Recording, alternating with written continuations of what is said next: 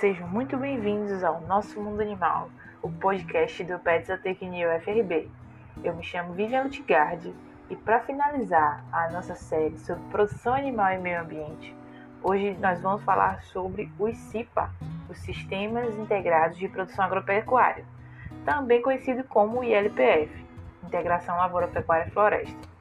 Um formato de produção que vem crescendo e sendo reconhecido como uma das opções para a produção sustentável e de maior otimização do uso da terra, trazendo benefícios como a melhoria do bem-estar animal, maior produtividade, ciclagem de nutrientes, mitigação de gases, além de muitas outras vantagens. Uma das principais vantagens é a redução da pressão pela abertura de novas áreas, tendo em vista que a abertura de novas áreas de vegetação nativa para expansão agrícola-pecuária vem sendo muito questionada pela população, principalmente pela nossa atual realidade. Mas para entendermos melhor como funciona esse sistema, nós convidamos a professora Daniele Rebouças Santana Loures, que vai explicar para a gente mais um pouco sobre esse sistema. A professora Daniele Loures possui graduação e mestrado em zootecnia pela Universidade Federal de Viçosa e doutorado em agronomia, ciência animal e pastagem pela Universidade de São Paulo. Atualmente, ela é professora associada da Universidade Federal do Recôncavo da Bahia, a UFRB, e atua principalmente nos temas de conservação de forragens, silagem de gramíneas tropicais, nutrição de ruminantes, ativos para conservação de forragens e sistemas integrados, além de muitos outros trabalhos já desenvolvidos. Bom, gostaríamos de agradecer à professora Daniele pela sua participação, por ter topado fazer esse bate-papo com a gente sobre os sistemas integrados. Vivian, eu que agradeço. Na verdade, é sempre bom estar aqui ajudando, participando desses eventos promovidos pelo PET, Zootecnia, que é um PET fortíssimo, só gente boa, um grupo perfeito, e aí eu tenho muita felicidade de poder contribuir. A gente que agradece. Bom, e para começar, com nossas perguntas, o que caracteriza um sistema de produção integrado? Como é que a gente pode classificar? Porque a gente sabe que dentro do ILPF tem outros sistemas também, né? Então, como é que a gente pode classificar eles? Sim, essa é uma boa pergunta, e para quem é fora da área, é importante a gente caracterizar esses conceitos direitinhos. Esses sistemas, eles são caracterizados por apresentarem uma estratégia de produção sustentável. Nunca se esqueçam disso. É uma estratégia de produção sustentável, que integra pelo menos duas modalidades dentre as atividades agrícola, pecuária e florestal. Ela pode ser realizada numa mesma área ou com cultivo consorciado ou rotacionado de forma planejada no tempo. Agora, desse contexto, a gente tem 4 possíveis tipos de sistemas integrados. A gente tem aquele sistema que é a integração lavoura-pecuária, ou agropastoril, que a gente pode chamar também, que integra componente agrícola e pecuário em rotação, consórcio ou sucessão, numa mesma área. Qual que é o exemplo desse sistema? O sistema, quando utiliza o produtor planta o milho, depois vem com o gado, coloca o capim e vem com o gado. Isso seria lavoura-pecuária. Aí eu tenho outro sistema, que é um sistema integração lavoura-floresta, ou silvi-agrícola, pode ser chamado também assim. Ele integra o componente florestal e agrícola. Aqui na Bahia, no sul da Bahia, a gente tem um sistema muito caracterizado, que é o sistema Cabruca, cacau e floresta. É bem característico e é um sistema que, na minha opinião, é um dos mais bonitos, que você preserva muito a floresta nativa daqui da região do sul da Bahia. Aí depois eu tenho um sistema que seria integração pecuária, floresta, que seria o silvopastoril, que integra o componente pecuário e florestal. Na universidade a gente teve até um projeto que a gente fez com ovinos e a glicídia, sendo que nesse sistema a glicídia até fornecia volumoso para os animais. Outro sistema que é o mais complexo, que é o mais difícil, que é quando eu englobo todos esses componentes, que é lavoura, pecuária e floresta. Então, eu venho com o componente agrícola, o componente florestal e o componente pecuário, todos em rotação, a consórcio ou sucessão na mesma área. Temos como exemplo a soja, eucalipto e coloco o gado. Então, eu faço esses 4 principais sistemas. O mais complexo realmente é o Lavoura, Pecuária e Floresta. E aí a gente vai discutir um pouquinho sobre isso. Perfeito, professora, perfeito. E uma das questões é também que a gente aprenda com o erro alheio, né? Que a gente ouve muito isso. E essa é uma frase fundamental para quem quer implantar qualquer sistema, né? Como a gente viu, tem diferentes sistemas dentro de um grande sistema e alguns demandam mais, digamos que não trabalho mais do que outros, né? E para evitar alguns erros, a melhor forma é buscar informação. Diante disso, o papel de um técnico se torna fundamental para o acompanhamento de uma propriedade. Porém, não é um baixo investimento e que muitas vezes um pequeno produtor não possui. E aí a gente percebe, né, qual o papel da Embrapa, das universidades, né, e outras empresas de pesquisa no incentivo à adoção desse sistema. Bom, é uma ótima pergunta isso. Essa pergunta foi muito boa. Ela gera uma reflexão que a gente precisa entender. Essas instituições têm um papel fundamental. Cada instituição ela representa, né, um ponto. Por exemplo, as universidades e Embrapas, elas têm um papel de gerar informações técnicas, econômicas, ambientais, que darão suporte e confiança para o produtor investir nesses modelos. Aí eu tenho também outras instituições, as agências de fomentos, elas têm um papel de abrir editais para o estudo desses sistemas. Essas empresas de pesquisa e desenvolvimento podem trabalhar nessas linhas de sistemas de integração. As instituições de ensino, elas têm um papel importante de gerar, de repente, técnicos, colocar nas grades curriculares disciplinas voltadas para a capacitação de profissionais em sistemas integrados, que, na verdade, está faltando. A gente precisa potencializar isso, né? Então, tem até um trabalho, se não me engano, um trabalho muito bom da adoção desse sistema, o papel essencial, né, das empresas na adoção desses sistemas integrados. Essa pesquisadora da Embrapa, a Marcela Vignoles, ela fez um estudo muito interessante sobre isso. Essa pesquisa, ela consistiu num mapeamento de instituições do Brasil responsáveis pelo processo de adoção da tecnologia de integração. Ou seja, essa pesquisa ela foi baseada nos pilares de pesquisa, orientação, capacitação e financiamento. É um trabalho muito bom que aí o leitor ele pode entender melhor qual que é o papel de cada instituição, qual que é a importância de cada instituição nesse processo. Acho que é isso. São empresas essenciais nesse processo de formação.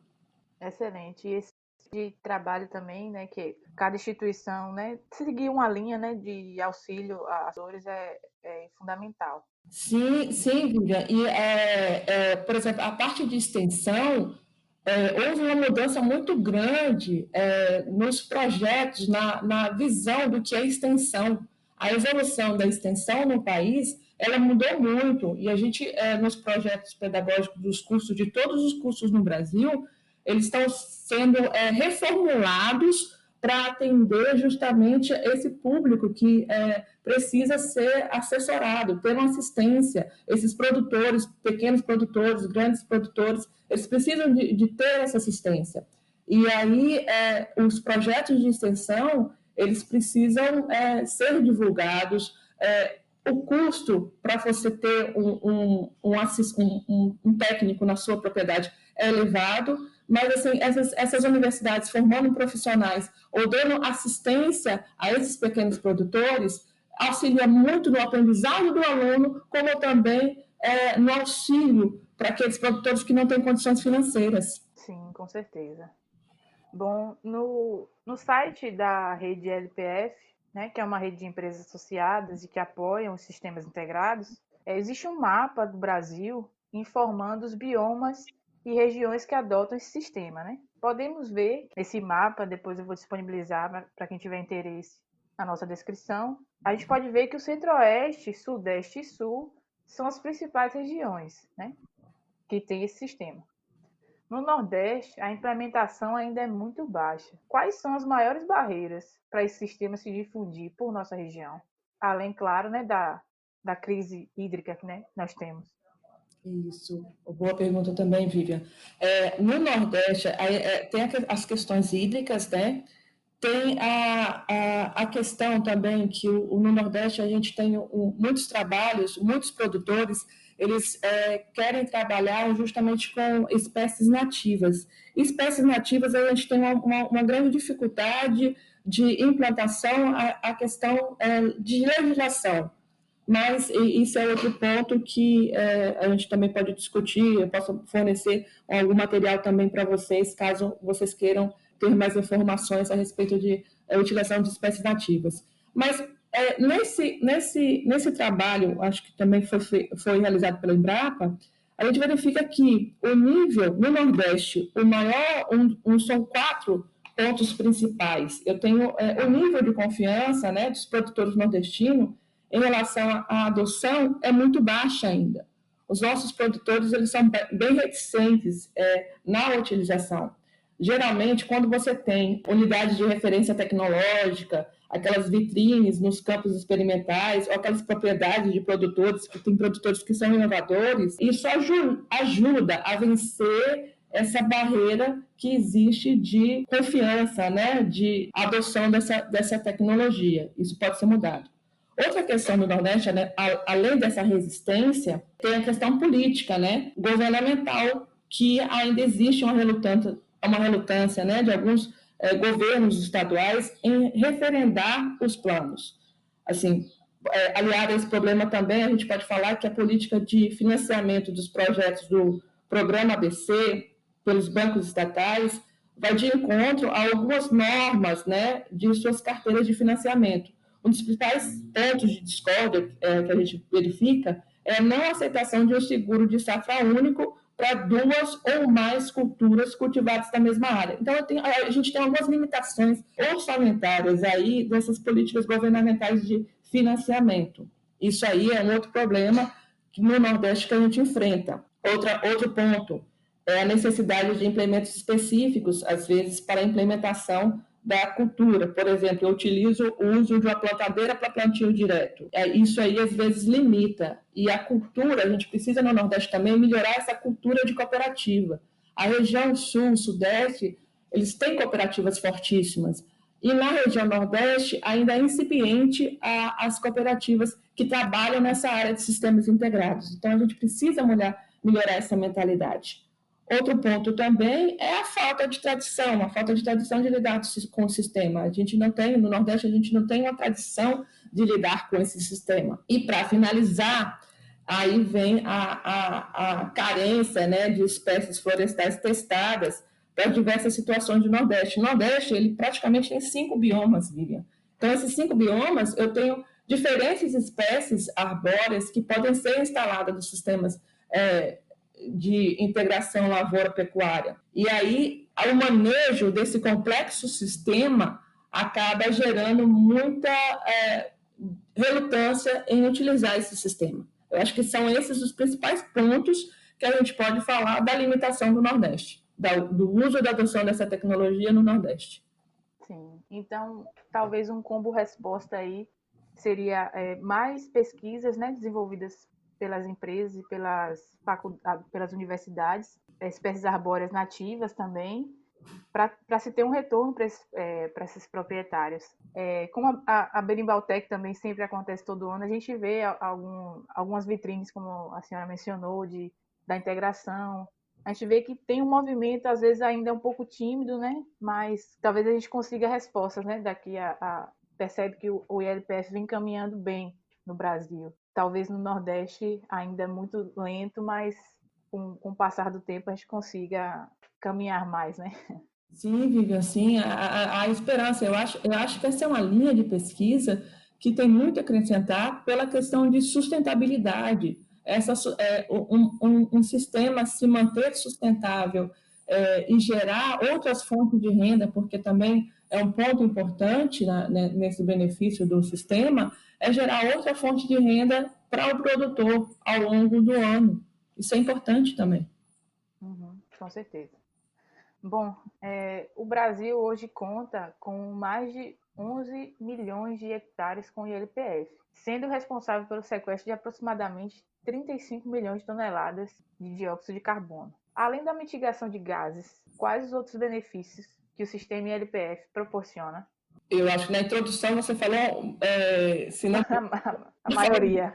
A maioria, você falou muito bem sobre boa parte desses benefícios, Viva, na introdução, quando você nos apresentou, né, ao sistema. Mas, sim, tem vários benefícios para o solo, para a planta, para o animal e até mesmo assim, para o produtor, que a gente às vezes foca muito assim, planta, animal, solo, e a gente esquece também da questão econômica e financeira do produtor rural, que essa geração de outras fontes de renda, essa sustentabilidade do sistema, reduzindo os custos de adubos químicos, isso também é importante. Eu tenho, né, a questão do conforto térmico, evidenciado, eu consigo reduzir até 5 graus Celsius, a temperatura fica mais amena, né? E quando eu trabalho com rebanhos mais sensíveis, rebanhos leiteiros, isso é um ponto positivo, muito bom, e garante a maior produtividade animal, isso é fato. Eu tenho um enriquecimento do solo, reciclagem de nutrientes, aumento de serrapilheira, que seria aquela matéria em decomposição, né? Melhora o valor nutritivo do pasto. A gente verifica que quando eu tenho um sistema com certo sombreamento moderado, os teores de proteína bruta, eles tendem a elevar, né? E reduzir um pouquinho a fibra, né? A fibra em detergente neutro. A gente tem alguns resultados positivos nos componentes nutricionais dessa planta. Eu tenho um controle da erosão, isso aí é outro ponto positivo, aumento a biodiversidade, contribuição para a adequação ambiental, como você mesmo falou, né? Eu tenho produtos que são madeireiros ou não madeireiros. Esses não madeireiros, a questão da utilização de espécies arbóreas, eu posso vender frutas, eu tenho coco, eu tenho caju, eu tenho várias outras formas, né? Até produção de mel. Eu posso fazer outras fontes de renda para o produtor rural, isso é um benefício muito grande. E tem outros casos, né? Quando eu coloco no sistema espécies arbóreas leguminosas, eu tenho aquele efeito positivo também da fixação de nitrogênio atmosférico, que aí essa fixação de nitrogênio atmosférico, eu melhoro a qualidade do solo, eu melhoro também a qualidade do pasto, eu tenho um efeito muito positivo nessa utilização. Enfim, benefícios, a gente tem muitos, a gente tem que explorar esses benefícios. Temos dificuldades na implantação? Temos, mas eu acho que os benefícios são tantos que superam as dificuldades que a gente possa ter na implantação desse sistema. Eu sou bem positiva quanto a esse sistema de integração. Sim, eu acho que casa bem a próxima pergunta, né? Porque é um dos problemas de implantação, né? É a falta de financiamento e também do retorno, né? Que é a longo prazo, não é um retorno rápido, digamos assim. Bom, e segundo informações, né, do Ministério da Agricultura e Pecuária e Abastecimento, o MAPA, o programa ABC, que é o de agricultura de baixo carbono, é a principal linha para financiamento de técnicas sustentáveis. No Plano Safra 2020-2021, que saiu agora, né, o programa contará com 2,5 bilhões, que tem uma ampliação de 400 milhões de reais e com taxas de juros de 4,5% e 6% ao ano. E apesar desses bons índices de financiamento, qual a realidade das linhas de crédito rural? Elas realmente atendem aos pequenos e médios produtores? Eu queria ter uma resposta bem positiva para essa pergunta, Vivian, mas, assim, infelizmente, apesar disso, apesar de algumas notícias boas, elas não chegam à maioria dos produtores rurais, pequenos e médios produtores rurais. Se não me engano, essa pesquisa da Embrapa, ela mostra que 70%, imagina, 70% dos produtores rurais não tinham a mínima ideia de como utilizar, como solicitar financiamento. Então, assim, é uma coisa muito grave. Eu acho assim, além das questões que eu tem as questões do financiamento, né, das linhas de crédito, né, e que são difíceis, né? O ponto negativo, às vezes, da adoção dessa estratégia, por exemplo, nos juros praticados pelo programa ABC, às vezes são maiores que os juros praticados pelo PRONAF, que é o Programa Nacional de Fortalecimento da Agricultura Familiar. E o PRONAF, ele não contempla a associação de culturas. Então, tem algumas coisas de financiamentos que são limitantes. Mas, mesmo essas questões de financiamentos limitantes, por exemplo, os juros desse ano para cá, os juros foram, de forma geral, né, nesses financiamentos do banco, dessas agências de fomento, os juros foram reduzidos e simplificados para alguns investimentos. Então, teve efeito positivo. Às vezes, a gente tem uma evolução dessas questões de financiamento, mas o grande gargalo nesse momento de financiamento é o quê? É o produtor ter conhecimento de como ele solicita isso. É justamente essa parte de extensão, é justamente essa parte do profissional que vai indicar ao produtor como que ele pode solicitar esse financiamento.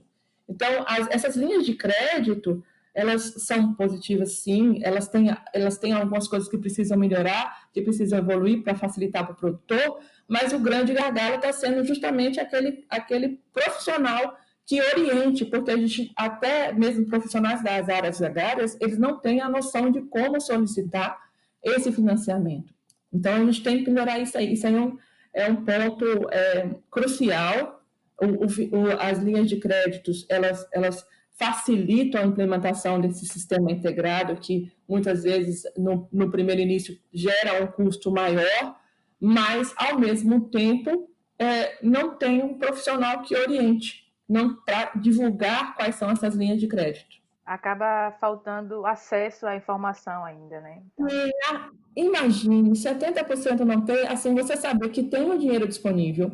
É claro que essas linhas de crédito não são assim, não é a solução da lavoura para tudo. Tem as suas críticas, as linhas de crédito, às vezes, elas não são positivas em alguns aspectos. Mas, de forma geral, o que é preciso é justamente ter essa divulgação dessa informação, que não é feita. Sim. Eu acho que é isso. Professora, gostaria de agradecer imensamente em nome do PET Zootecnia por a senhora ter topado participar e ter respondido e ter sanado tantas dúvidas, né? Eu acredito que todo mundo que ouvir vai sair já com as ideias mais esclarecidas a respeito do que é os sistemas integrados, né? Que é o LPF. E quem sabe buscar também, quem estiver procurando implementar esse sistema, né? Saber onde procurar e tudo mais. Sim. A gente agradece, Pro. Sim, Vivian, eu que agradeço, eu sempre agradeço o PET. O PET, eu sou apaixonada por esse PET de zootecnia, sempre, desde os primórdios. O grupo vai renovando e sempre aparecem pessoas boas. Vocês, tenho certeza que vocês vão ser profissionais muito competentes, que vocês têm essa dedicação, esse grupo tem essa dedicação, vocês podem contar comigo no que precisar, tiver dúvida. A questão dos sistemas integrados, eu acho que realmente é preciso formar mais profissionais. A nossa instituição, a UFRB, ela está fazendo seu papel nessa área de produção animal, tentando despertar maior interesse para a utilização da adoção. Dos gargalos, lembra quando eu falei dos gargalos? Então, uma das limitações dos gargalos é justamente formação de profissionais técnicos que tenham a noção de como utilizar esse sistema, porque é um sistema mais complexo, e fazer essa divulgação. Eu acho que a coisa bonita que se tem de falar assim, da parte de ensino é justamente passar para o produtor, replicar a informação. Isso é muito importante. Eu que agradeço por tudo e eu vou deixar, se tiver disponibilidade, eu vou deixar um material para vocês a respeito dessas pesquisas que foram realizadas. É muito interessante. Excelente. A gente vai deixar na descrição as referências e também as indicações da senhora, para quem quiser ter acesso. Perfeito. Obrigada mesmo. E vamos que vamos. Integração sempre. Ficamos felizes e agradecemos. Bom, ficamos por aqui. Não se esqueçam de nos seguir em nossas redes sociais para não perder nenhum dos episódios e as outras diversas atividades que realizamos. E um abraço, até logo. Tchau, tchau.